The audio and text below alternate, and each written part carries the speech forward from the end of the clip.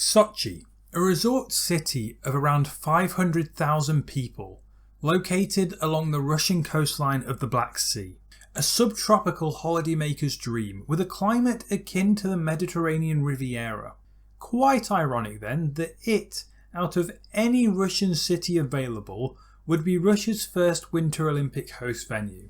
Of course, being a first-time host venue meant that a new Olympic park needed to be built, a hub for everyone to congregate, and this would cost an estimated £37 billion, or 3.7 trillion rubles, since we're in Russia. Now, with that investment, Russia wouldn't want this to turn out like so many other Olympic parks, disused and abandoned after their initial year of usage. So how do you solve that?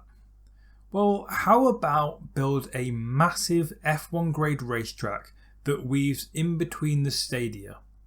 And thus, the Sochi Autodrome was born. It's not a secret, as much as Putin might want it to be, that the Sochi Autodrome is a hated track. I hate it. You most likely at least dislike it, and the echo chamber of YouTube will back both of us up on this as well.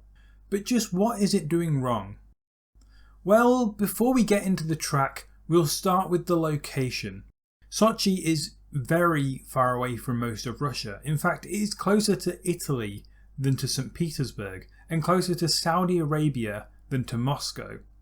This cuts out a very significant portion of the country's F1 support, and as such kills any sort of atmosphere for the race, which does in fact make a huge difference on people's opinions on the tracks. Take Mexico or Zandvoort for example. But getting to the track is just one part of the weekend. What about the actual racing? Well, with the current F1 cars and their lack of ability to follow at all around medium speed corners, it might not be the best idea then to build a whole circuit containing medium speed corners. I mean, look at this. 10 of the 19 corners are roughly 90 degrees, and that is discounting turns 7 and 8 as well as 9 and 10, which are basically just double apex adjustments on 90 degree corners anyway. Turn 4 is the only one that stands out at all, and that is basically Kota Turn 17 2.0, which in turn was Istanbul Turn 8 2.0. So it's a derivative of a derivative. It's about as original as one of my video ideas. It's not just corners though. With an elevation change of just 1.9 metres over the whole 5.8 kilometre track, it is one of, if not the flattest circuit on the calendar. This lack of ups and downs makes the whole track just feel sort of plonked down out of a factory of cookie cutter tracks, instead of moulding itself with the natural shapes of the landscape beneath it. It also offers less of a challenge for drivers, leading to much less mistakes. Unless you're Carlos Sainz apparently, in which case Sochi walls are like magnets to your car. So yeah, Sochi as a racetrack is pretty bad in many ways, and they have now addressed it, with a move to the brand new Igora Drive complex around 2,000 kilometres away, just north of St. Petersburg. But just how much better is that new track? Well, just by being within driving distance of St. Petersburg, it's already addressed one of my issues: location. But location, aside from providing a nice atmosphere, doesn't affect most of us lot who are watching from our sofas at home. What does affect us though is the track layout. And here it is. Wait, no, hang on, it's a Hermann Tilke track, so he's forgot to add something to make it look absolutely terrible.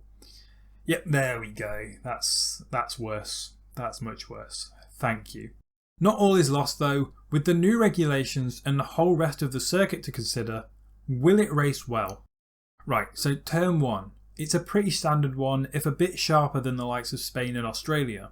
Plenty of room for a late braking move though, at the end of a pretty decent uphill straight, around the length of Kota's start-finish straight. Turn 2 is standard as well, but turns 3 and 4 offer a nice medium right to wide hairpin left, and this will create plenty of opportunities for mistakes. Turn 6 is pretty basic, but it leads into a nice little S's section onto a small straight. A Sochi-esque 90 degree left-hander at turn 9 leads to a slightly sharper one in turn 10, followed by what I'd assume is probably a flat out 11 and 12, into what I'd also assume would be the second DRS zone along the back straight. And now we get to the weird new bit at the end.